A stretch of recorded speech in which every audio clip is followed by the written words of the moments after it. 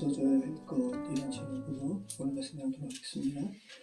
지난주 말씀은 주인이 노예의 생사 여탈권을 쥔 죄된 세상은 결코 품을 수 없는, 그러나 그리스도인들은 반드시 품어야 하는 마음에 대해서 살펴봤습니다. 너희는 이 마음을 품으라. 곧 그리스도 예수의 마음이니 그는 근본 하나님과 동체시나 동등됨을 취할 것을 여기지 아니하시고 곧 종의 형체를 가져 사람의 모양으로 나타나시고 그 사람을 위해서 죽기까지, 십자가에 죽기까지 복종하신 그리스도 예수의 마음이 어떤 것인가. 바울은 그 마음이 저절로 생겨나는 것이라 말씀하지 않았고요. 그 품는다라는 표현에는 그 말씀을 계속 그리스도의 마음이 어떤 것인가 주목하는 것이라 말씀드렸고, 그 말씀에 대해서 계속 생각하는 것이라 말씀드렸습니다. 그리고 그 말씀에 대하여 계속 심적으로 훈련하는 것이라 말씀드렸습니다. 그 마음 그냥 생기지 않는다라는 거예요. 그냥 생기면 얼마나 좋겠어요. 그죠? 안 생기니까 고통스러운 거예요. 진짜 고통스럽죠. 근데 고통스러운 것이 또 은혜입니다. 그죠? 죄된 세상 사람들은 그 마음의 고통이 뭔지도 모르니까. 자, 제가 1년 정도 쉰 다음에 지금 다시 사도행전 말씀을 나누고 있는데, 어쩌면 사도행전 말씀이 지금 우리가 살아가는 삶의 자리와 정확하게 일치하는지 똑같은지, 그래서 이런 상황이 결코 유쾌하지 않습니다.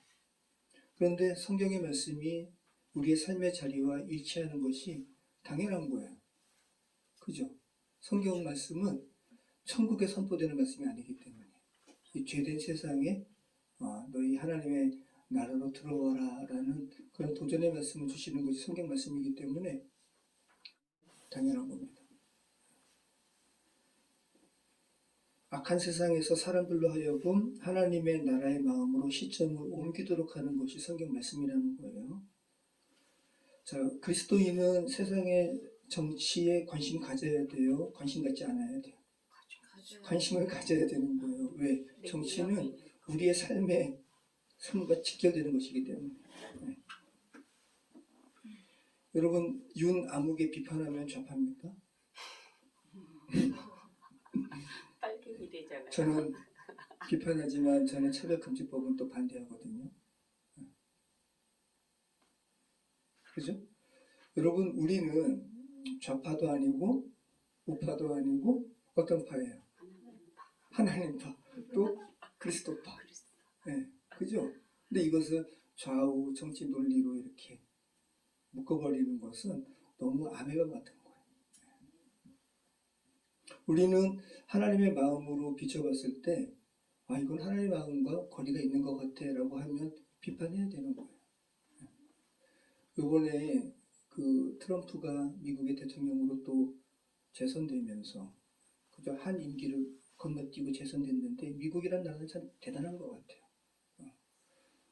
그런데 좀 엉뚱한 사람이라 그러기도 하지만 트럼프 대통령이 다시 당선되고 취임하면서 뭐를 천명했는 줄 아세요?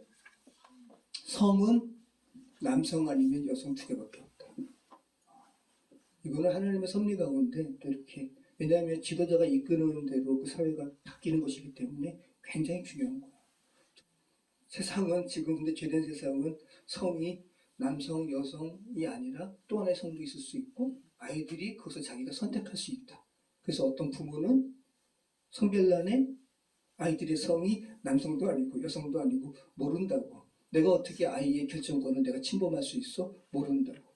근데 이것이 지혜로운 부모의 그런 판단이 아닌 것이죠. 하나님을 멀게 하는 아주 악한 판단인 것이죠. 근데 트럼프는 그렇게 못하게 하는 거예요. 이런 걸 잘 생각하시기 바라요. 기독교인은 세상이 말하는 좌파 우파에 매몰되지 말고 하나님의 마음에 집중해야 되는 것이 그리스도인이에요.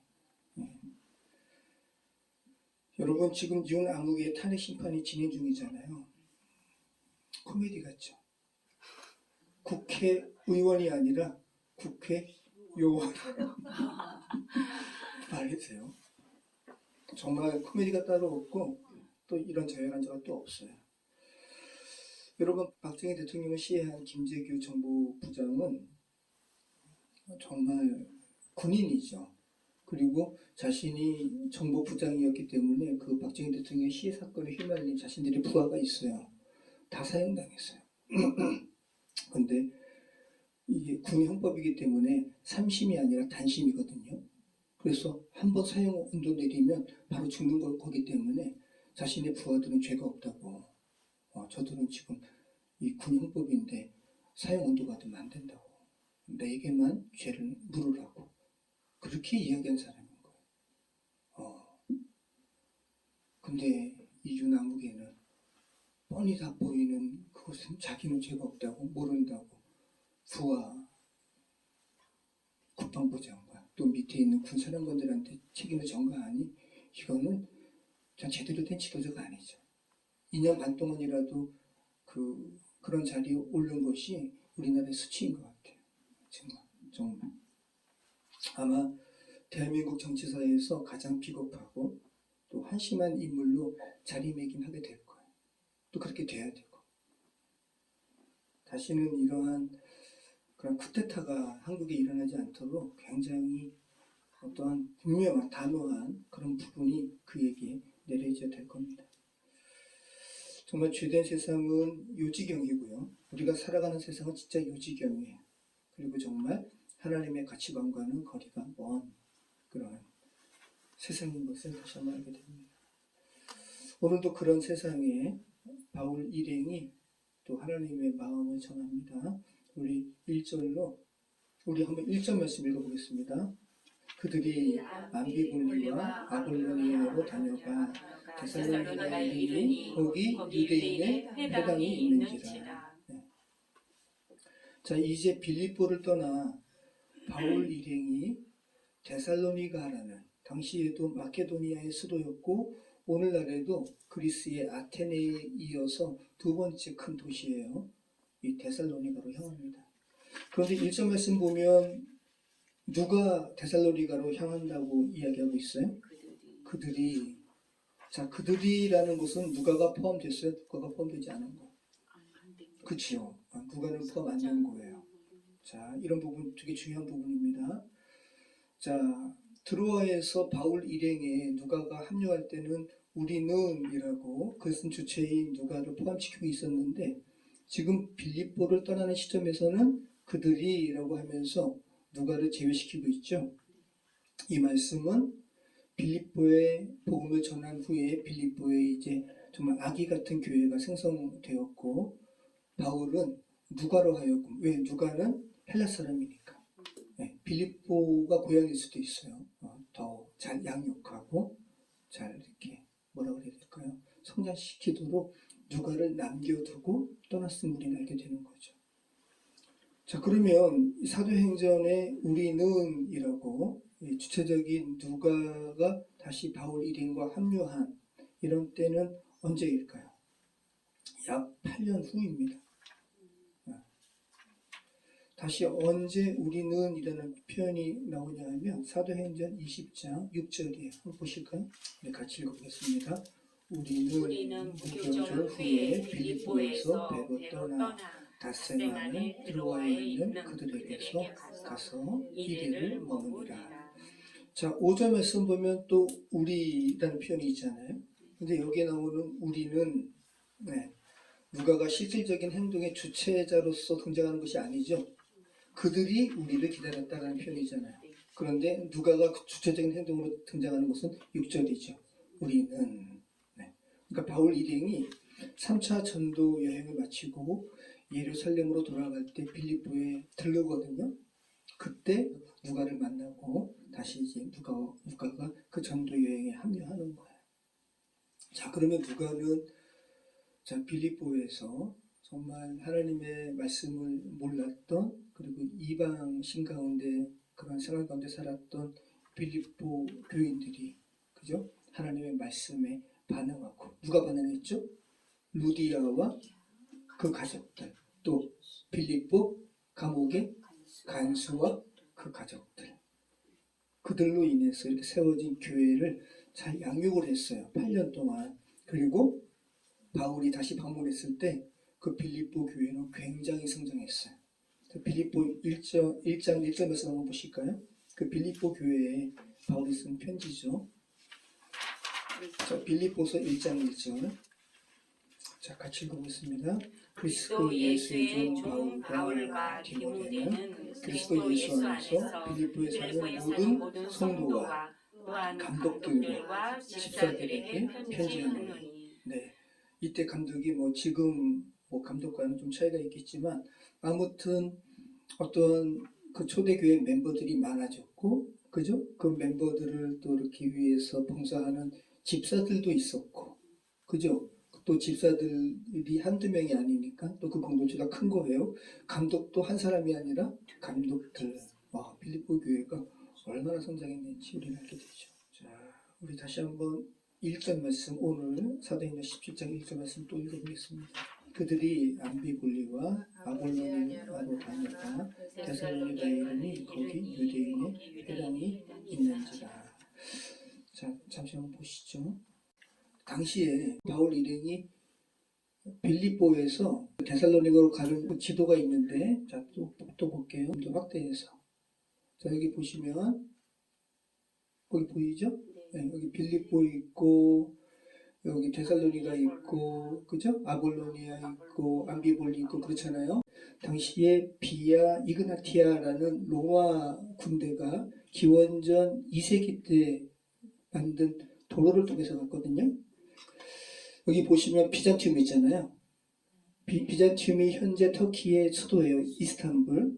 이때는 비잔티움으로 불렸어요. 로마 제국 때는. 그 다음에 비잔틴 시대 지나고 그리스도교가 이 로마 제국을 이렇게 국교가 되었을 때는 콘스탄티노플이었죠.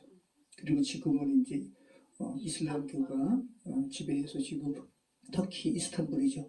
이 비잔티움에서 로마까지 강을 보면 도로가 이렇게 연결되어 있어요. 일자로. 그죠? 로마 제국은 도로를 같이 정비하면서 엄청나게 제국에 확장을 한 거거든요. 우리 그때 여기 소아시아 지역에서도 비아 세바스티아 기억나시죠? 네. 로마가 만든 도로는 굉장히 많아요. 근데 지금 이제 바울이 로마까지 갈 때는 비아 이그나티아 이 도로 이용했고요. 비아 아피아 아피아 가도 통해서 로마까지 이렇게 가는 거거든요. 그럼 지금 오늘 보면 여기 빌립보, 그죠? 여기 드로아에서 누가 합류하고 사모드라게 거쳐서 네아폴리 거쳐서 빌립보 갔었잖아요. 오늘 암비볼리 가고 암비볼리 통해서 아볼로니아, 그 다음에 데살로니가 이렇게 가는 거거든요. 하얀 거, 여기 지금 비아 이그나티아예요. 데살로니가까지는 이 비아 이그나티아를 이용한 거고, 데살로니가에서 이제 비가 이그나티아를 살짝 빠져가지고 베리아 가죠. 베리아 간 다음에 베리아에서 아덴까지 가는 거예요. 자, 이 그림을 한번 생각해 보시고, 자, 그러면 자, 암비볼리. 여기 지금 암비볼리. 지금 우리가 암비볼리. 먼저 암비볼리 지나잖아요. 근데 여기 말씀 보면 바울이 그냥 이렇게 지나간 거예요. 거기서 뭐 이렇게 큰 사역을 했다라는 구절은 없어요. 암비볼리. 자, 암비볼리는 현재는 굉장히 작은 지역인데 당시는 빌립보보다 더 큰 도시였다 그래요. 암비볼리가. 네. 암비볼리가 빌립보에서 서쪽으로 55km 떨어졌다 그럽니다. 빌립보에서 서쪽으로 55km 암비볼리. 자, 암비볼리에서 유명한 곳은 사자상인데 기원전 4세기에 만들어졌다 그래요. 그럼 바울이 전도 여행을 할 때 이 사자상 봤을까요? 안 봤을까요? 봤죠. 기원전 4세기니까. 기원전 4세기니까. 바울도 본 거예요. 근데 이것이 무너져가지고 1차 대전까지 드러나지 않았어요. 그런데 막 수로 막 공사하다가 큰 대리석으로 만든 사자의 파편을 발견한 거야. 그래서 이것을 만들어서 오늘날에 세워놨죠. 한번 볼게요. 네. 이게 3m예요. 3m. 조그매 보이죠? 실제로 엄청 큰 거예요. 엄청나죠. 자, 그다음. 그러게 이거 어떻게 만들었을까요? 이것을 강가에서 찾아가지고 다시 이렇게 세우는 거예요. 자, 그리고 바울이 지금 데살로니가로 이제 전도하러 가면서 자, 이거를 이제 보면서 보시기 바라요. 바울이 심정이 되어가지고 야, 이거 보세요. 사람이 요가래요. 엄청난 거죠. 그래서 지금 오늘날 암비볼리에서는 다른 이제 유적들이 지금 막 발굴되기 시작하는 것이고 아주 대표적으로 이 암비볼리 사자상이 유명합니다. 자, 암비볼리 거쳐서 그 다음에 어디 갑니까? 아볼로니아는 특별한 자료가 없습니다. 아볼로니아는 또 암비볼리에서 서쪽으로 45km 떨어진 지역이에요. 암비볼리. 그런데 암비볼리에 이렇게 바울이 여기 보십시오. 바울이 이렇게 서가지고 설교했던 단이 있다고 해서 그 단 하나는 이렇게 남아 있고 여기에 그 바울이 이렇게 설교했다는 그런 구절이 여기 있어요. 아볼로니아의 현재 모습은 이렇게. 자, 아볼로니아에서 다시 또 서쪽으로 65km를 더 가면 데살로니가가 나옵니다. 그럼 지금 바울이 빌립보에서 데살로니가까지 몇 킬로를 지금 이동한 거예요? 55km, 45km, 65km, 165km. 165km를 더 이동해서 이때 말 타고 간 게 아니니까 걸어서 간 거니까. 자, 이렇게 더 가면 데살로니가가 나오고 데살로니가는 마케도니아, 당시의 마케도니아의 수도예요. 엄청 큰 도시고 현재는 북부 마케도니아, 남부 아가야 통틀어서 그리스니까 그리스 전체의 두 번째 되는 대도시. 저도 갔는데 저희는 밤에 갔어요. 그 잠자고 바로 이제 다른 도시로 가느라고 이 데살로니가를 직접 보지는 못했죠. 밝은 모습은 보지 못하고 그냥 깜깜할 때 가가지고. 자, 당시에 인구가 4만에서 6만 명 정도라 그러고 여러 민족들이 모여 살았다 그래요. 그러니까 유대인들도 모여 산 거고, 그래서 유대인의 회당도 있었어요. 그래서 바울이 유대인의 회당에 먼저 가서 복음 전했기 때문에 데살로니가를 먼저 목적해서 간 거죠.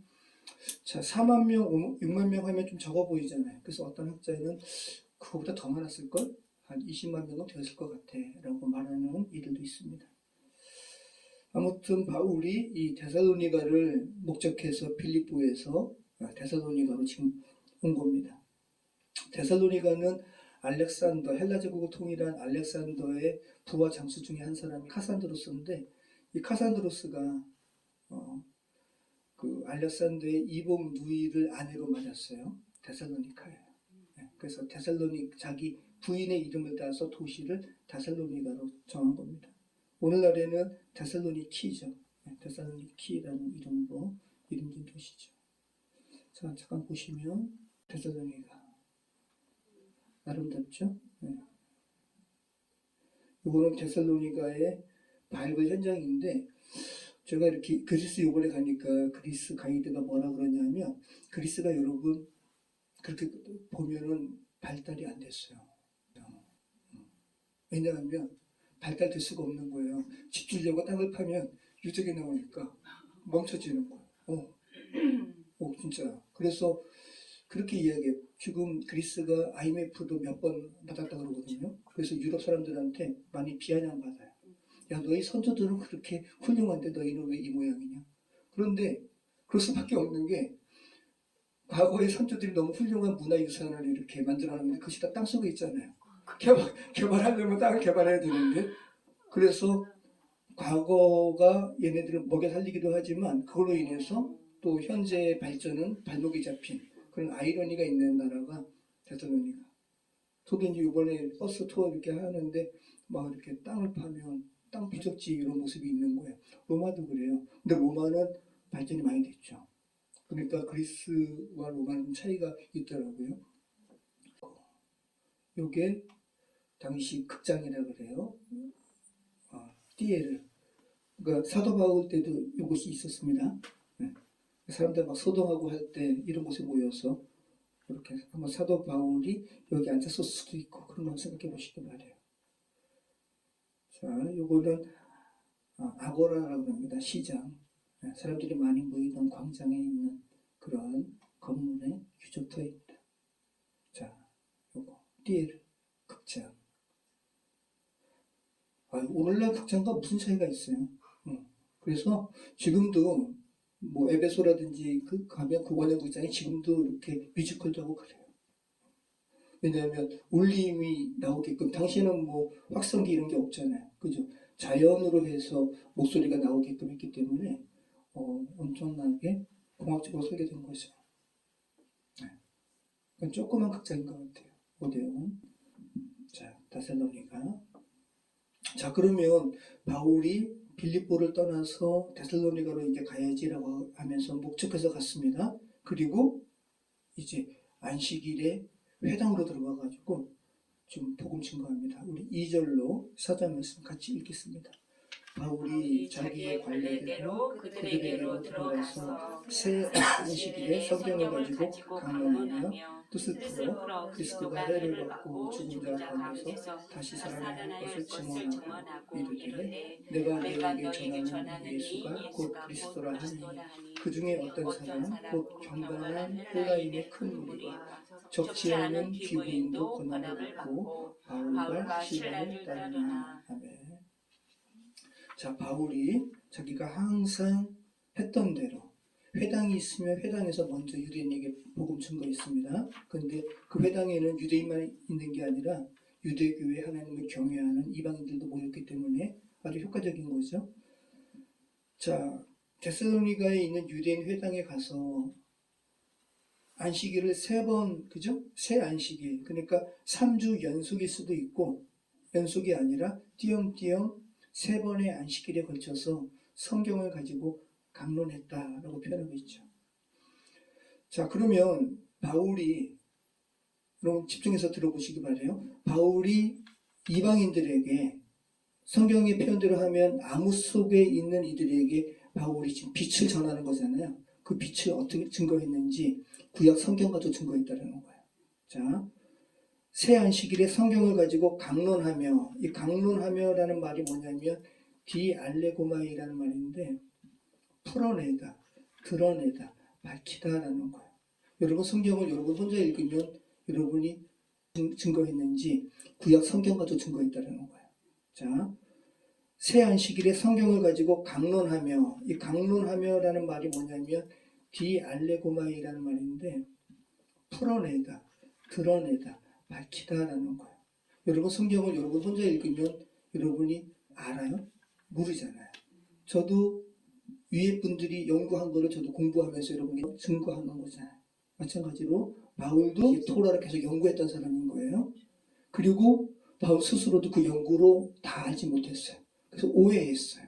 그죠? 그래서 그리스도인들을 잡아 가두려고 떠났다가 담에서 도상에서 예수님 만난 거예요. 예수님께서도 풀어주셨기 때문에 바울도 알게 된 거고, 엠마로 가는 두 제자도 예수님께서 풀어주신 거예요. 그죠? 성령께서 풀어주지 아니하시면 우리는 알 수 없다. 어둠 그대로 모을 수밖에 없다. 자, 바울이 성경을 가지고 강론한 거예요. 풀어준 거예요. 3절 뜻을 풀어 그리스도가 해를 받고 죽은 자 가운데서 다시 살아나야 할 것을 뭐하고? 증언하고. 예.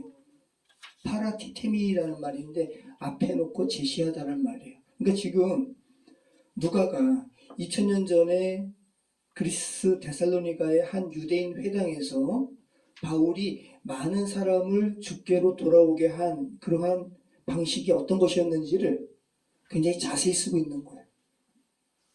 성경 말씀을 앞에 두고 자세히 풀어가지고 제시했다라는 거예요. 네. 구약의 성경 말씀이 어떤 것이었는지를 자세히 설명했다라는 거예요. 자, 그렇게 바울이 푼 내용이 뭐라는 거예요? 그리스도가 해를 받아야 돼. 고난받아야 돼. 그리고 죽어야 돼. 그리고 죽은 것으로 끝나는 게 아니라 다시 살아나야만 해. 이게 그리스도야. 이게 메시아야. 그런데 내가 전하는 이 그리스도가 바로 누구다? 예수다. 네. 그래서 예수 그리스도인 거예요. 그랬더니 이렇게 바울이 구약을 풀어서 이 구약에 계속 예언된 이 메시아가 바로 얼마 전에 팔레스타인에서 십자가형으로 죽었던 예수야. 그래서 예수께서 그리고 부활하셨어 라고 증언할 때 헬라의 경건한 큰 무리와 이방인 중에 많은 무리와 그 다음에 적지 않은 귀부인들이 권함을 받고 바울과 실라를 따르게 되었다. 자, 적지 않다라고 표현하니까 앞에 헬라인의 큰 무리만큼 많은 건 아니지만 결코 적은 수는 아닌 거예요.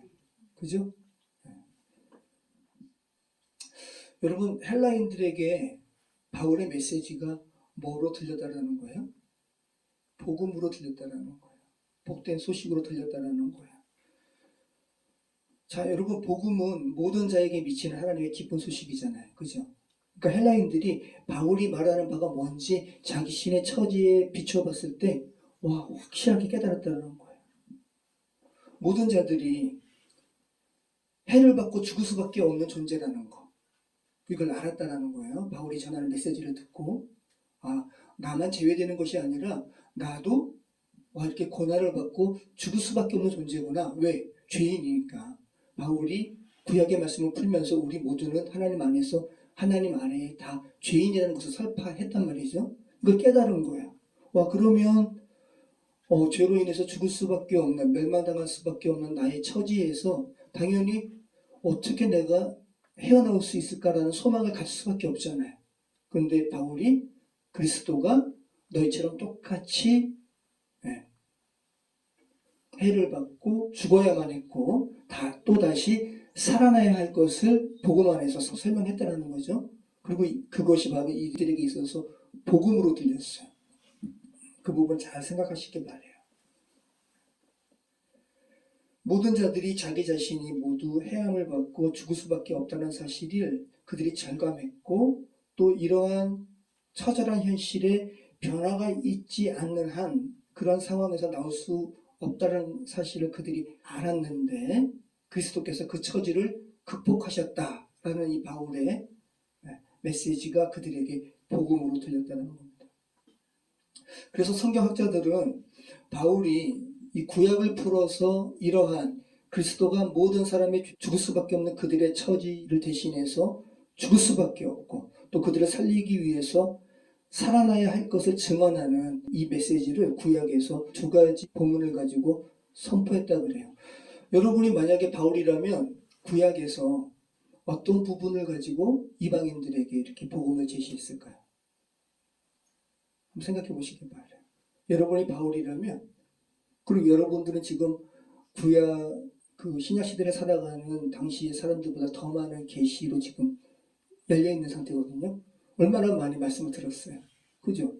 여러분이 알고 있는 메시지 중에 구약에 어떤 메시지 가지고 이방의 어두운 가운데 있는 데살로니가 사람들에게 복음을 증거했을까요? 이사야 53장에 고난당하는 종의 이야기. 이 기사는 이디오피아 간다게의 내시도 그죠? 이 이사야 53장 읽고 있다가 와, 도대체 이렇게 남을 위해서 죽는 이 고난 당하는 종이 자기 죄 때문에 이렇게 고난 당하는 건가 헷갈렸단 말이죠. 그때 성령께서 빌립을 글로 보내셔가지고 만나게 하시잖아요. 아마 바울이 이 고난 당하는 종의 이야기, 53장의 이야기, 또 하나는 신명기 말씀에 나무에 달린 자는 저주를 받았다. 이 본문은 분명히 전했을 것이라고 이야기를 해요. 자, 그러면 한번 이사야 53장의 내용은 어떤 걸까요? 한번 같이 한번 읽어보시죠. 이사야 53장 1절로 길지만 우리 한번 다시 한번 그 바울의 메시지를 듣는 데살로니가 사람의 입장이 되어서 한번 읽어보시기 바라요. 이사야 53장 1절로 우리 12절까지 자, 고난당하는 종에 좀 초점을 두셔가지고 한번 읽어보시기 바라요. 같이 읽겠습니다. 우리가 전한 것을 누가 믿었느냐? 여호와의 팔이 누구에게 나타났느냐? 그는 주 앞에서 자라나기를 연한 순 같고 마른 땅에서 나온 뿌리 같아서 고운 모양도 없고 풍채도 없은즉 우리가 보기에 흠모할 만한 아름다운 것이 없도다. 그는 멸시를 받아 사람들에게 강고를 많이 겪었으며 질고를 안한 자라. 마치 사람들이 그에게서 얼굴을 가린 것 같이 멸시를 당하였고 우리도 그를 귀히 여기지 아니하였도다. 그는 실로 우리의 질고를 지고 우리의 슬픔을 당하였거늘 우리는 생각하기를 그는 징벌을 받아 하나님께 맞으며 고난을 당한다 하였노라. 예. 징벌당하는, 고난당하는 종이죠. 그가 찔림은 우리의 허물 때문이요 그가 상함은 우리의 죄악 때문이라. 그가 징계를 받음으로 우리는 평화를 누리고 그가 채찍에 맞음으로 우리는 나음을 받았도다. 우리는 다 양 같아서 그릇 행하여 각기 제 길로 갔거늘 여호와께서는 우리 모두의 죄악을 그에게 담당시키셨도다. 바울이 이렇게 강론하면서 얼마나 이 부분을 풀어서 설명했을까요? 그러니까 헬라인들이 와, 자기 마음에 다 받는 거예요. 자, 그가 곤욕을 당하여 괴로울 때에도 그의 입을 열지 아니하였으며 마치 도수장으로 끌려가는 어린 양과 털 깎는 자 앞에서 잠잠한 양같이 그의 입을 열지 아니하였도다. 그는 곤욕과 신문을 당하고 끌려갔으나 그 세대 중에 누가 생각하기를 그가 살아있는 자들의 땅에서 끊어짐은 마땅히 형벌받을 내 백성의 허물 때문이라 하였으리요.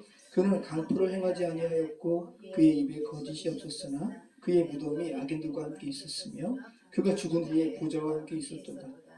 여호와께서 그에게 상함을 받게 하시기를 원하사 질고를 당하게 하셨은즉 그의 영혼을 속건제물로 드리기에 이르면 그가 씨를 보게 되며 그의 날은 길 것이요 또 그의 손으로 여호와께서 기뻐하시는 뜻을 성취하리로다. 그가 자기 영혼이 수고한 것을 보고 만족하게 이를 것이라. 나의 의로운 종이 자기 지식으로 많은 사람을 의롭게 하며 또 그들의 죄악을 친히 담당하리로다. 이 부분도 바울이 집중해서 강론했을 거예요.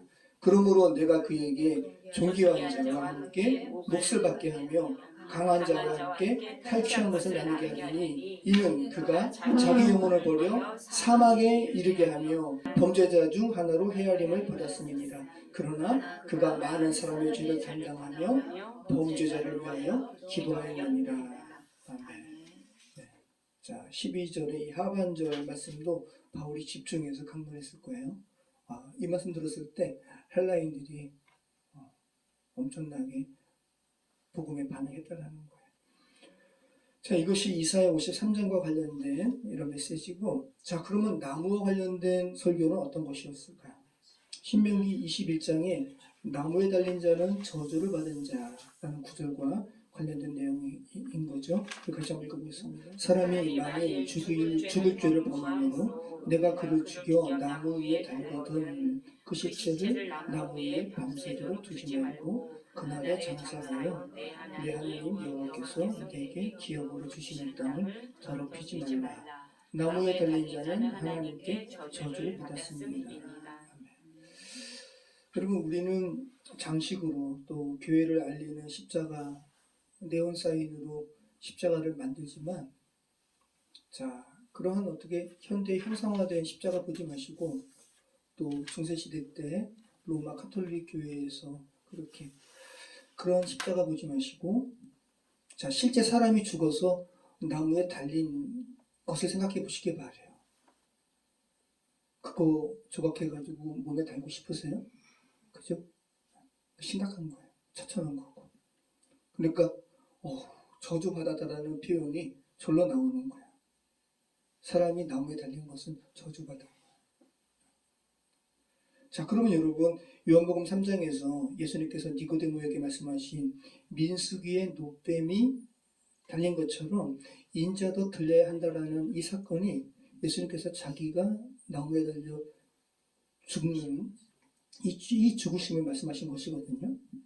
자, 그러면 나무에 달린 예수님의 죽음이 어떤 죽음이라는 거예요? 저주받은 죽음이라는 거예요.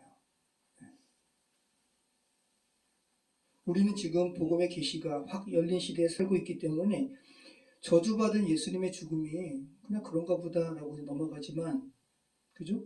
근데 초대교회에서는 팔레스타인의 그 예수라는 사람이 나무에 달려 죽은 사건은 굉장히 크게 회자된 사건이었어요. 베드로도 사도행전 5장에서 이스라엘 제사장 그룹에게 예수를 너희가 나무에 달아 죽였다라고 표현하잖아요. 보시죠. 사도행전 5장 30절.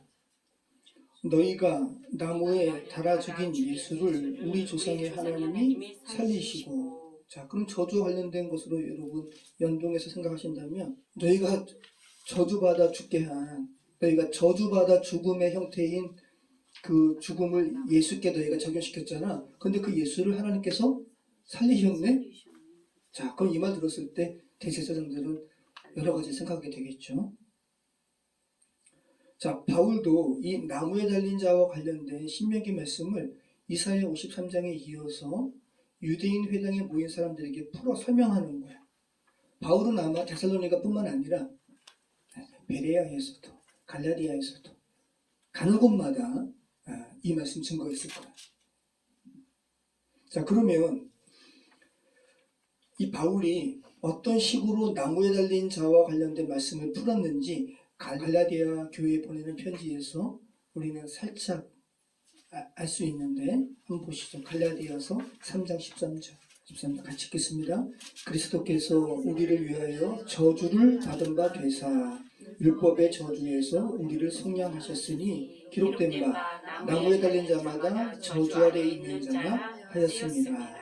자, 바울이 나무에 달린 자와 관련된 저주의 문구를 복음으로 이렇게 재해석하게 된 것은, 그래서 율법의 저주와 그리스도인과의 관계를 풀게 된 것은 바울이 가말리엘의 문화에서 율법에 대해서 연구했던 사람이기 때문에 그래요.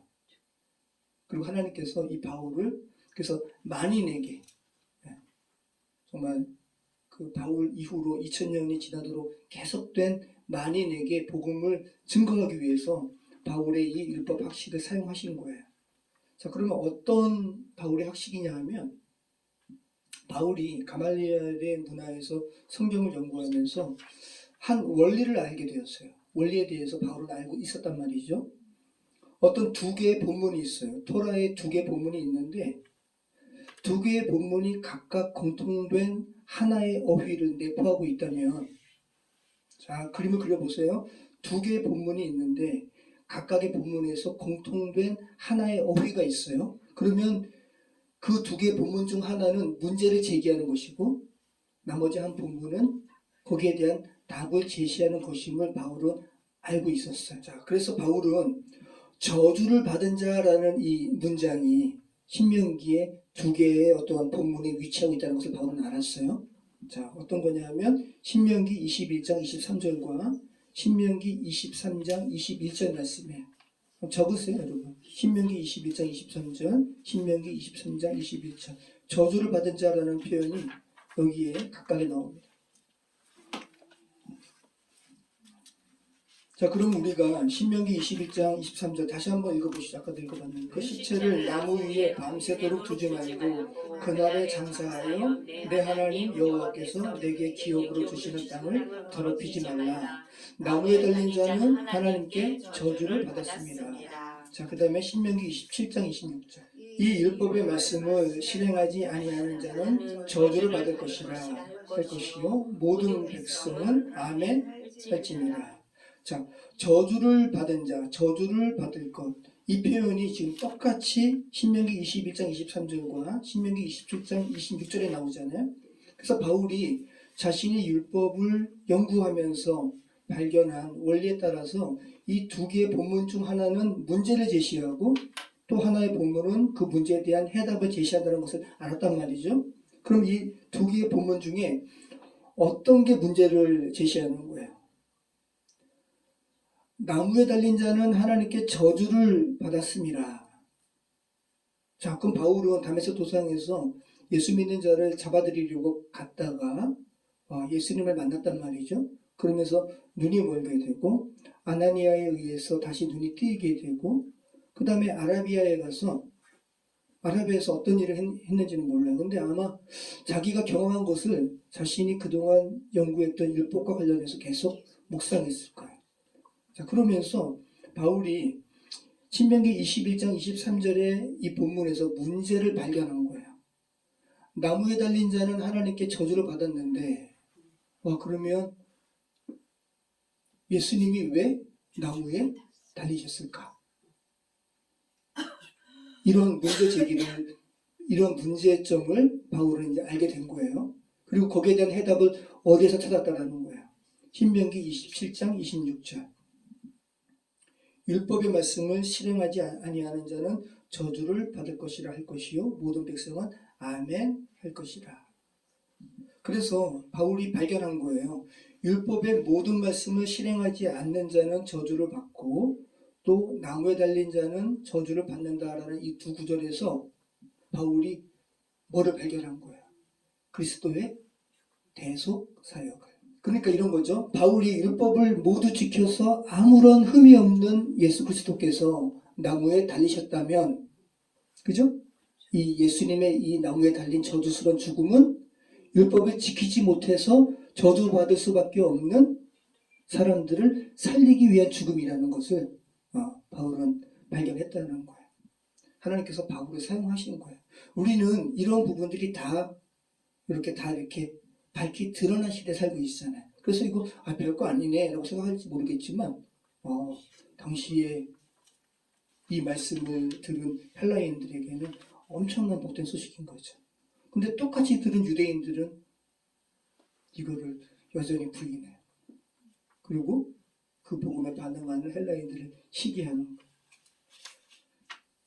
원래대로 하면 유대인들이 먼저 반응해야 되는 거 아니에요?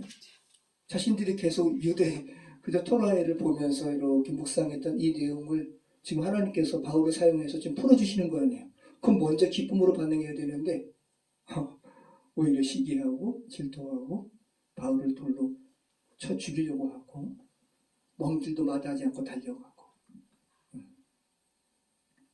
자, 5절 우리 8절까지 한번 읽어보겠습니다. 그러나 유대인들은 시기하여 저자의 어떤 불량한 사람들을 데리고 때를 지어 성을 소동하게 하여 야손의 집에 침입하여 그들을 백성에게 끌어내려고 찾았으나 발견하지 못하며 야손과 및 형제들을 끌고 읍장들 앞에 가서 소리질러 이르되 천하를 어지럽게 하던 이 사람들이 여기도 이름에 야손이 그들을 맞아 들었도다. 이 사람들이 다 가이사의 명을 거역하여 말하되 다른 임금 곧 예수라 하는 이가 있다 하더이다 하니 무리와 읍장들이 이 말을 듣고 소동하여 야손과 그 나머지 사람들에게 보석금을 받고 놓아주니라. 이 읍장하니까 무슨 뭐 이렇게 조그만 도시 읍면 이렇게 생각하시는데 번역을 이렇게 한 거고 그냥 당시의 시를 이 데살로니가 시를 이렇게 관장하는 그런 관리들인 거죠. 로마 제국이 임명한 관리들인 거예요. 폴리타르크스라고 하는 말인데 우리나라 말은 읍장이라고 번역하니까 너무 이렇게 좀 작은 느낌으로 번역을 했어요. 자, 여러분 보세요. 이들이 말하는 게 맞아요. 야손과 이 야손은 아마 유대계 헬라인이라고 말하기도 하고 그러는데 이 야손은 아마 왜 야손의 집을 찾아가요? 야손이 빌립보의 그 자조장사 루디아처럼 그죠? 유대인 회당에서 복음을 증거하는 바울의 말을 듣고 회심한 거죠. 그리고 바울을 아마 자신의 집으로 초청한 모양이에요. 그러니까 유대인들이 시기해서 저작거리의 불량배와 함께 바울 잡으러 간 겁니다. 자, 그런데 바울을 찾으려 했는데 야손이 미리 알고 바울을 피신시킨 모양이에요. 발견하지 못함에 이 불량배들이 어떻게 했어요? 야손과 함께하는 이제 기독교인이 된 사람들, 함께하는 초대교회 사람들을 끌고 당시에 데살로니가 관리들 앞에 끌고 간 겁니다. 그러면서 소리질러 말합니다. 천하를 어지럽게 하던 이 사람들이 여기에도 왔습니다. 자, 이들이 복음을 듣고 회심하게 된 사람들을 모함하려고 한 말이지만 이들이 말하는 게 맞아요. 복음이 정말 들어가면 완전히 바뀌는 거죠. 그렇죠? 천하를 어지럽게 하기 전에 자신의 삶이 어지럽게 되는 거예요. 완전히 바뀌어버리는 거예요. 가치관이 바뀌니까. 표현이 그죠? 여기 보면 5절 말씀 보면 꼭 소돔성의 모습과 비슷하죠. 시대는 다르지만 이렇게 드러나는 그 근본적인 것은 똑같은 거예요. 자, 이 상황 지금 5절에서 이렇게 유대인들이 시기해가지고 데살로니가의 그런 교인들을 핍박한 그런 모습을 데살로니가에 보내는 편지에서 바울이 이야기하죠. 데살로니가 전서 2장 15절로 16절. 같이 한번 읽어보겠습니다. 그래서 우리가 사도행전을 읽을 때 사도행전에 바울이 이렇게 거치는 그 지역 있잖아요. 그 지역의 이름으로 쓴 서신서랑 같이 읽으시면 더 입체적으로 이렇게 오게 되죠. 갈라디아서는 비시디아 안디옥, 그쪽 지역에 전도했을 때 세운 교회들에게, 남갈라디아 그 지역의 교회들에게 쓴 편지고요. 자, 같이 읽어보겠습니다. 유대인은 주 예수와 선지자들을 죽이고 우리를 쫓아내고 하나님을 기쁘시게 하지 아니하고 모든 사람에게 대적이 되어 우리가 이방인에게 말하여 구원받게 함을 그들이 금하여 자기 죄를 항상 채우매 노하심이 끝까지 그들에게 임하였느니라. 우리가 데살로니가 사람들이 헬라인들에게 복음을 증거할 때 유대인들은 금했어 라고 이야기하는 거죠. 자, 데살로니가 전서, 후서 편지는 바울이 쓴 굉장히 초기 서신서예요. 갈라디아서처럼. 그래서 우리 데살로니가 전서 말씀을 보면 그들이 그러면 어떤 부분에 되게 주안점을 두고 신앙생활을 했는지를 우리는 알 수가 있어요. 바울이 헬라 그 이방 그러한 삶에 그냥 뿌리 깊었던 이들에게 하나님을 믿는 복음을 증거한 후에 너희 어떻게 살아라 라고 제시했을 거 아니에요. 그 부분을 우리가 알 수 있다고요. 어떤 부분인지. 자, 보시면 데살로니가 전서 1장 9절로 10절 같이 읽겠습니다. 그들이 우리에 대하여 스스로 말하기를 우리가 어떻게 너희 가운데 들어갔는지와 너희가 어떻게 우상을 부리고 하나님께로 돌아와서 살아계시고 참되신 하나님을 섬기는지와 또 죽은 자들 가운데서 다시 살리신 그의 아들이 하늘로부터 강림하실 것을 너희가 어떻게 기다리는지를 말하니 이는 장래의 노하심에서 우리를 건지시는 예수이라. 자, 데살로니가 전서를 통해서 바울이 데살로니가 교회 성도들에게 이야기하는 거죠. 여기서 그들은 누구예요? 데살로니가 성도들인 거예요. 데살로니가 성도들이 바울 일행에 대해서 스스로 말했다. 바울 일행이 어떻게 너희 가운데 들어갔는지, 빌립보에서 고난을 받고 어떤 경로를 통해서 데살로니가로 들어갔는지 그들이 고백했다라는 거예요. 그리고 그들이 바울에게 이야기했습니다. 우리가 어떻게 우상을 버렸는지. 자, 그들이 이야기하는 잘 보세요. 데살로니가에서 하나님을 믿고 하나님께로 회심한 사람들은 우상을 먼저 버렸어요. 그 다음에 그리스도의 재림 소망에 대해서 분명했어요. 그래서 우리는 지금 현대도 마찬가지죠. 예수 그리스도의 복음이 분명하게 들어가게 되면 그들이 결단하는 게 있단 말이죠. 우상을 버리게 돼요. 그리고 그리스도께서 다시 재림하실 것이라는 이 분명한 의식이 그들에게 있었다는 거예요.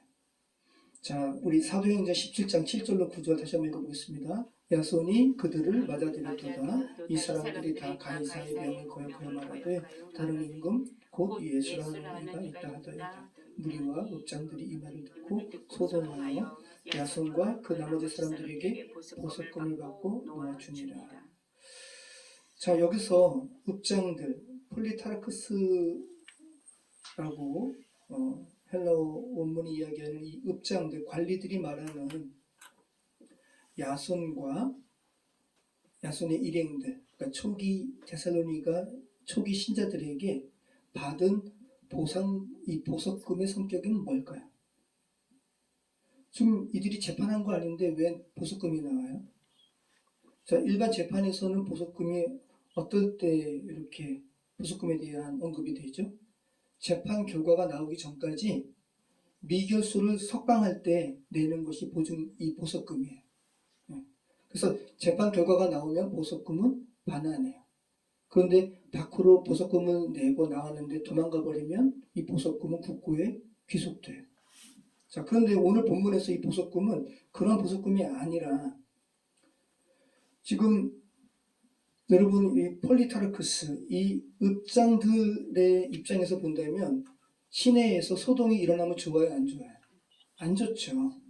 자신들이 로마에 또 이렇게 책임을 또 이렇게 묻게 될 수도 있어요. 그러니까 야손과 그 일행들에게 더 이상 좀 혼란이 일어나지 않도록 내가 너희는 풀어주긴 풀어줄 텐데 혼란은 일어나면 안 돼. 이 혼란은 왜 일어나는 건데? 바울 때문에. 그래서 바울은 다시 데살로니가에 오지 못하도록 너희 해야 돼. 라는 이 언지를 받고 약속을 받고 보석금 받고 풀어준 거예요. 그럼 바울이 다시 데살로니가에서 복음 증거하면 돼야 하는데 안 되는 거예요. 이런 상황인 거예요. 자, 그래서 이 부분을 바울은 데살로니가에 쓴 편지를 통해서 사단의 회방으로 표현하고 있어요. 데살로니가 전서 2장 17절 18절. 데살로니가 성도들을 바울은 계속 이렇게 그리워하고 만나고 싶었어요. 그런데 지금 가면 안 되는 거예요. 가면 데살로니가 교인들이 어려움을 겪어요. 자, 같이 한번 읽어보겠습니다. 형제들아, 우리가 잠시 너희를 떠난 것은 얼굴이요 마음은 아니니 너희 얼굴 보기를 열정으로 더욱 힘쓰노라. 그러므로 나 바울은 한 번, 두 번 너희에게 가고자 하였으나 사탄이 우리를 막았도다. 네. 바울은 자기가 이렇게 거쳐와서 교회를 세웠던 교회에 다시 가서 다시 양육하고 다시 세우는 것을 굉장히 기대했던 사람인데 데살로니가 교회는 그렇게 하지 못하는 것이 너무 마음이 아팠던 거예요. 그리고 이것을 사단의 회방으로 표현하고 있는데 사탄은 대적자예요. 복음을 대적하는 이런 상황이 우리를 막았다라고 지금 표현하고 있는 거죠. 자, 그러면서 10절 말씀 같이 읽겠습니다. 밤에 형제들이 곧 바울과 신라를 베레아로 보내니 그들이 이르러 유대인의 회당에 들어가니라. 네. 자, 갓 세워진 교회를 견고히 양육하지 못하고 떠나게 된 바울이 너무 아쉬웠어요. 그래서 바울이 베레아에 이어서 이제 아덴까지 내려가는데 아덴에서 디모데를 데살로니가로 보냅니다. 자, 데살로니가 전서 3장 1절로 우리 3절 말씀 같이 한번 읽어보겠습니다. 같이 읽겠습니다. 이러므로 우리가 참다 못하여 우리만 아덴에 머물기를 좋게 생각하고 우리 형제 곧 그리스도의 복음을 전하는 하나님의 일꾼인 디모데를 보내오니 이는 너희를 굳건하게 하고 너희 믿음에 대하여 위로함으로 아무도 이 여러 환난 중에 흔들리지 않게 하게 하니라. 우리가 이것을 위하여 세움받은 줄을 너희가 친히 알리라. 데살로니가 교회에 보내는 편지잖아요. 나는 못 가지만 내가 디모데는 너에게 보낸다 라고 이야기하는 거예요. 자, 아무튼 이러한 일련의 상황을 거쳐서 바울이 지금 어디까지 이제 가게 됩니까? 데살로니가에서 이제 베레아로 이제 가게 되었잖아요. 자, 우리 12절 같이 읽겠습니다. 베레아에 있는 사람들은 데살로니가에 있는 사람들보다 더 너그러워서 간절한 마음으로 말씀을 듣고 이것이 그러한가 하여 날마다 성경을 참고하므로 그 중에 믿는 사람이 많고 또 헬라의 귀부인과 남자가 적지 아니하나. 굉장히 유명한 말씀이죠. 개역개정은 데살로니가에 있는 사람들보다 베레아 사람들이 더 너그럽다고 표현했는데 더 신사적이어서 이렇게 개역은 번역을 했었죠. 자, 데살로니가 남서쪽 100km 지점에 위치한 도시예요. 이게 베레아에 있는 유대인 기념교회라 그래요. 여기 보면 이 동상이 누구를 형상화한 것이겠어요? 바울. 그리고 여기 모자이크 있죠?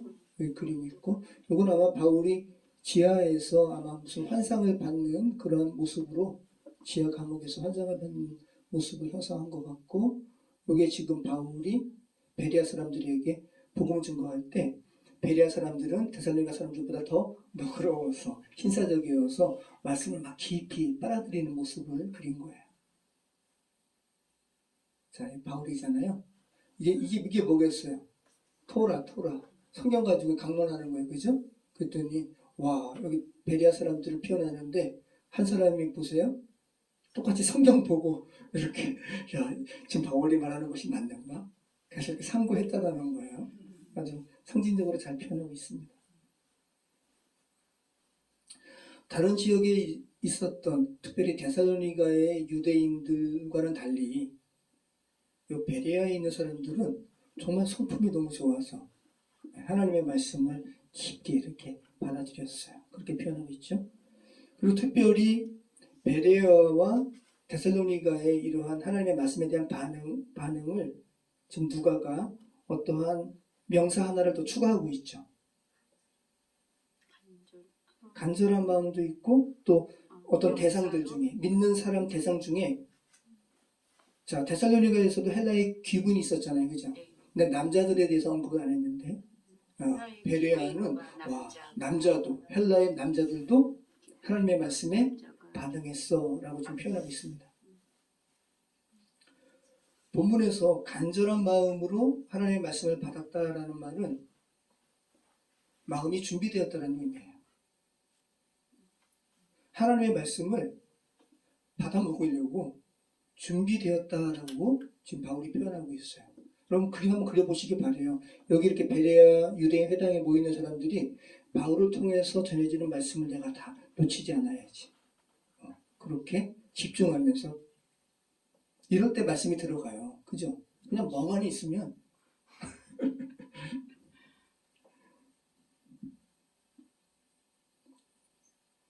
여러분이 지금이 어느 정도 열심인지 모르겠는데 예전에 여러분이 하나님의 말씀에 열심이었던 때를 한번 생각해 보시기 바래요. 하나님의 말씀이 어떻게 다가왔는지.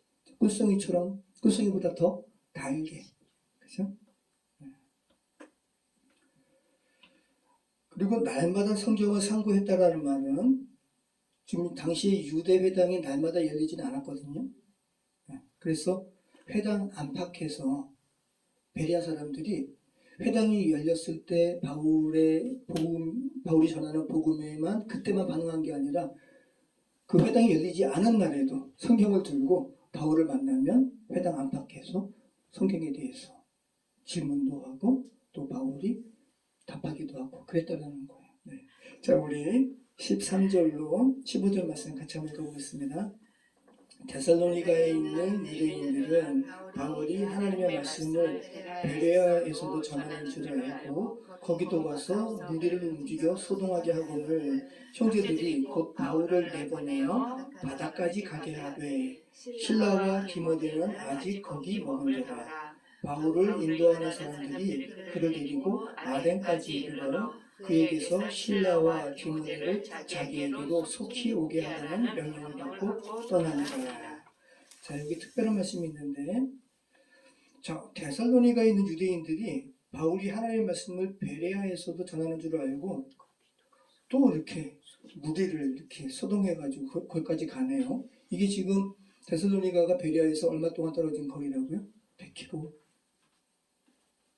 오늘날처럼 차 타고 슉 가는 것도 아니고 당시에 걸어서 가는 거잖아요. 그죠? 그러니까 복음 방해하려고 목숨 건 거예요. 작정한 거예요. 그런 것도 생각해 보시기 바래요. 그러니까 여러분 지난주 이렇게 요즘에는 윤 정권 아래에서는 듣도 보도 못한 일들이 막 벌어지잖아요. 법원이 점거되고 깨지고 이 소동이 벌어져가지고 법원에 있는 직원 사람들이 옥상에 올라가서 두려워가지고 그리고 법원에서 근무하는 사람들이 젊은 사람들도 있는데 이 법원을 침범한 사람들의 눈을 보니까 이 정상이 아닌 거죠. 두려워가지고 여러분 소동은 장난이 아닌 거예요. 지금 여기서 우리는 그냥 이렇게 문장으로 하나님의 말씀을 베레아에서도 전하는 줄 알고 유대인들이 소동 일으켜서 하는 것을 그냥 했지만 너무 무서운 거죠. 그래서 베레아의 형제들이 어떤 이렇게 뭐라 그럴까요? 바울을 그들의 눈에서 속였어요. 바다로 가는 것으로. 네. 실제로는 여기서 보면 곧 바울을 내보내어 바다까지 가게 하되라고 하면서 바울이 배 타고 아테네까지 가게 된 것처럼 그렇게 우리나라 말은 번역됐지만 실제로는 바울은 육로를 통해서 아덴으로 갑니다. 네. 근데 지금 여기 바다로 가게 한 것처럼 이렇게 표현했다는 거예요. 그러니까 베레아 교인들이 바울을 보호한 겁니다. 여기 보시면 그죠? 여기가 베레아잖아요. 베레아에서 아가야 지방의 아덴까지 육로로 가는 거예요. 배 타고 가는 게 아니라. 자, 이후로 이제 그리고 바울만 먼저 보낸 거예요. 얼마나 급박했으면 바울만 먼저 보내는 겁니다. 14절 말씀 보면 형제들이 곧 바울을 내보내어 바다까지 가게 하되 바울만 급박하게 보내는 거야. 실라와 디모데는 아직 거기 머물더라. 바울을 인도하는 사람들이 그를 데리고 아덴까지 이르러 그에게서 실라와 디모데를 바울이 이제 부탁하는 거죠. 실라와 디모데 빨리 내게로 보내달라고 좀 얘기 좀 해줘라고 그 명령을 받고 그 부탁을 받고 다시 떠났다라는 말씀으로 오늘 말씀을 마무리하고 있어요. 자, 이후로 바울이 실라와 디모데를 언제 만나냐 하면 다시 만날 때까지 행적이 사도행전 18장 5절에 나옵니다. 한번 보시죠. 사도행전 18장 5절. 실라와 디모데가 마케도니아로부터 내려오매 바울이 하나님의 말씀을 붙잡혀 유대인들에게 예수는 그리스도라 밝히 증언하니. 자, 그럼 아덴에서 바울은 홀로 복음 증거했음을 우리는 알게 되는 거예요.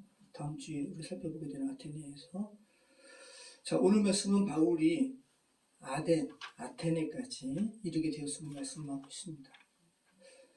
여러분, 바울의 많은 전도 여행 중에 굉장히 많은 순간이 이전 도시에서 박해받고 떠났어요. 그죠? 그걸 기억하시기 바라요.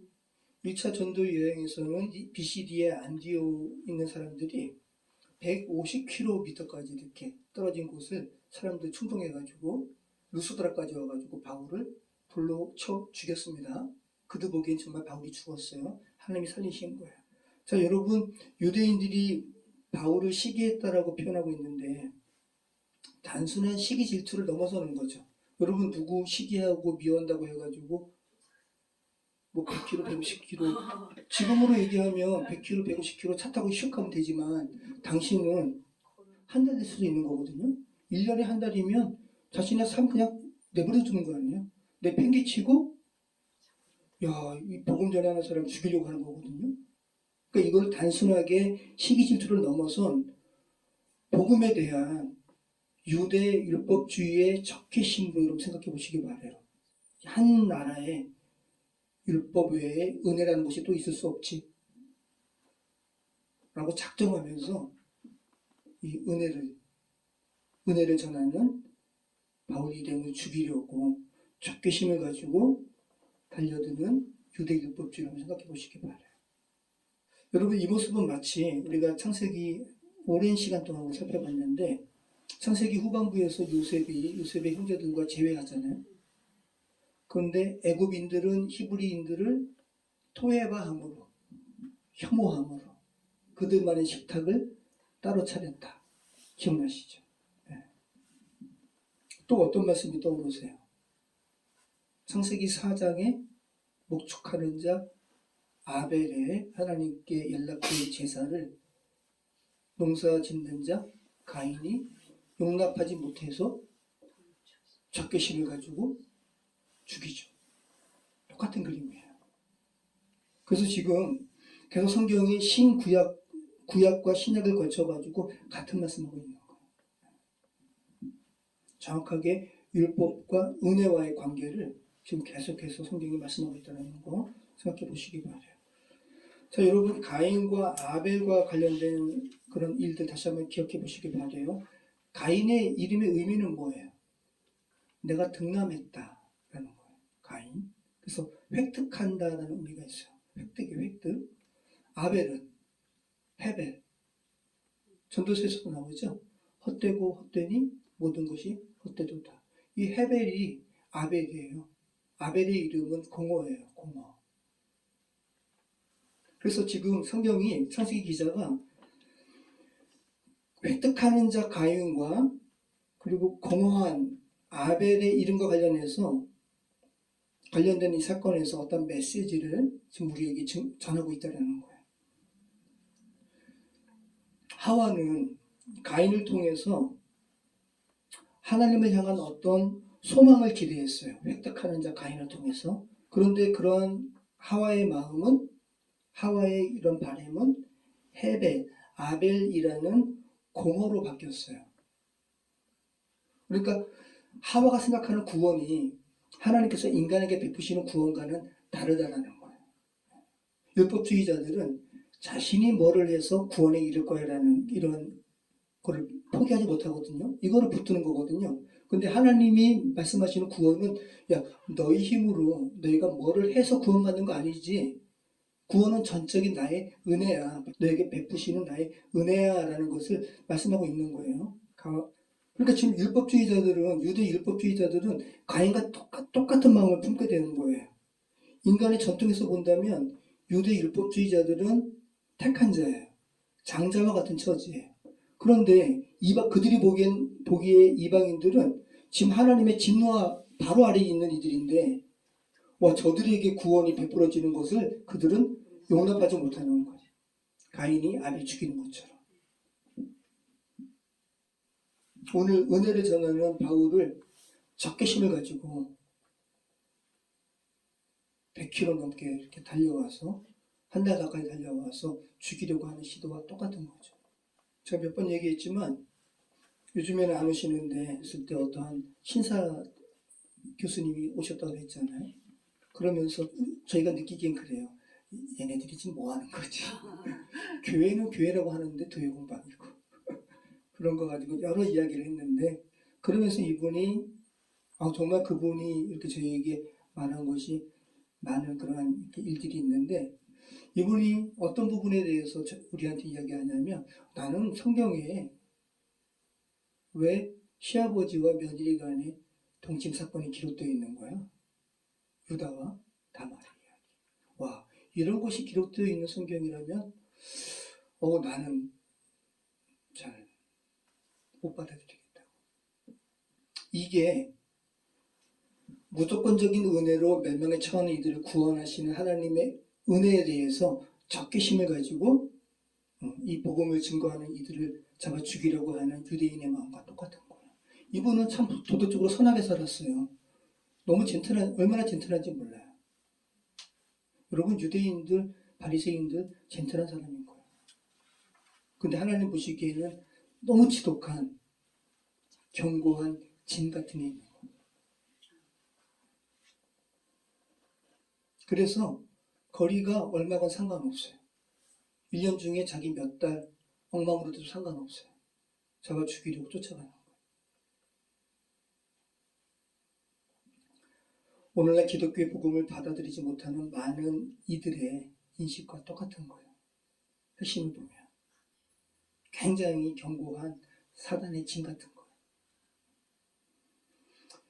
이것들이 부서지지 않으면 하나님의 은혜가 들어갈 틈이 없어요. 결국 세상의 복음을 증거하는 것은 다 이 부분인 것을 사도행전은 말씀하고 있어요. 나중에 바울이 예루살렘에 가서 결국은 유대인들에게 붙잡히잖아요. 그리고 바울은 이제 하나님의 어떠한 뭘 깨달았나 보죠. 나는 로마 가서, 나 로마 사람이야. 황제에게 나는 재판받을 거야 라고 하면서 이제 로마로 가게 되는데, 그때 아그리빠 왕에게 이야기하거든요. 자신의 일에 대해서. 이것을 뭘로 이야기하냐 하면 어둠과 빛으로 표현하고 있어요. 그리고 사단의 권세와 하나님의 일로 대비하면서 표현하고 있어요. 여러분, 하나님의 복음을 믿지 못하게 방해하는 것은 사단의 권세예요. 그때 얘기했잖아요. 제가 저희 청년부 때 어떤 청년부 회장이었어요. 전도사님 전화 받아보세요. 전화 받았더니 어떤 아이가, 청년이죠. 전도사님, 제가 수원성교회 몇 번이나 가려고 했어요. 수원성교회가 진짜 크거든요. 그런데 그 입구를 제가 못 넘고 다시 돌아가고 그랬어요. 그래서 제가 되게 이렇게 뭘 느끼니까, 그래서 제가 이제 같이 기도하면서, 방언으로 기도하면서 그랬는데, 이 아이가 목소리가 바뀌는 거예요. 정말 그 습기어린 목소리. 흉내도 못 내요. 습기어린 목소리를 바뀌더니 나의 욕을 하면서 나의 교회 보내지 않을 거야. 얘 데리고 지옥 갈 거야. 그리고 딱 끊는데 소름이 그냥 쫙 올라오는데, 제가 부목사님한테 이야기하니까 부목사님이 다시 전화해보라고. 다시 전화했는데 다시 예전 목소리로 돌아갔는데 자기가 뭘 말했는지 몰라요. 여러분, 교회를 왜, 물리적인 교회 말이 많죠, 그죠? 많은 그런 인간적인 연약함들도 보이고, 하지만 교회를 가야 되는 거예요. 왜? 교회에서 뭐가 선포되니까. 물론 다른 교회를 가야죠. 교회에서 하나님의 말씀이 선포되니까. 바울이 헬라 사람들에게 강론하지 않았으면 헬라 사람들은 하나님께로 돌아오지 못했어요. 지금도 그래서 사단은 길을 쓰고 교회 못 가게 하는 거예요. 가나안 성도 요즘에 말이 많죠. 안 나가 성도, 교회 안 나가 성도. 이게 사단의 어떤 속임수인 것 같아요. 교회 안 나가고 자기 혼자 집에서 묵상한다고 그게 말씀이 들어올 것 같아요? 사단이 그렇게 호락호락한가요?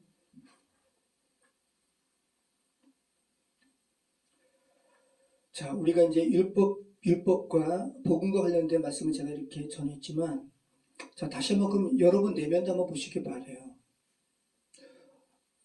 여러분 지금 복음 안에서 다 자유하신 분도 계시지만, 또 그렇지 못한 부분도 있을 거 아닙니까?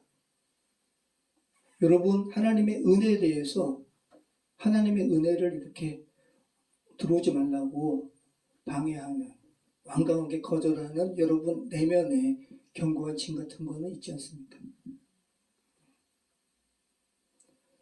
내게는 주어지지 않고 타인에게 주어지는 은혜에 대해서 오늘 본문의 유대인 못지않은 적개심을 가지고 반응하는 것은 여러분에게 있지 않습니까?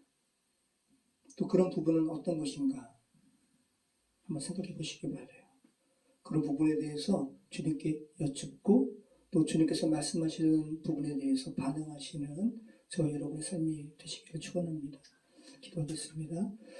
참 좋으신 하나님 감사합니다. 이 죄된 세상에 주님께서 바울을 통해서 또 지난 2000년을 통해서 또 저희 주변의 주위의 사람들을 통해서 저희에게 풀어 가르치지 아니하셨더라면 저희는 여전히 어둠 가운데 있었을 것입니다. 그런 저희에게 빛을 비춰주시고 하나님의 나라에 반응하게 하시며 감사합니다. 아버지 하나님, 저희 주변에 여전히 유대 율법주의와 같은 견고한 진들로 똘똘 뭉쳐서 하나님의 복음을 완강히 거부하는 이들이 있습니다.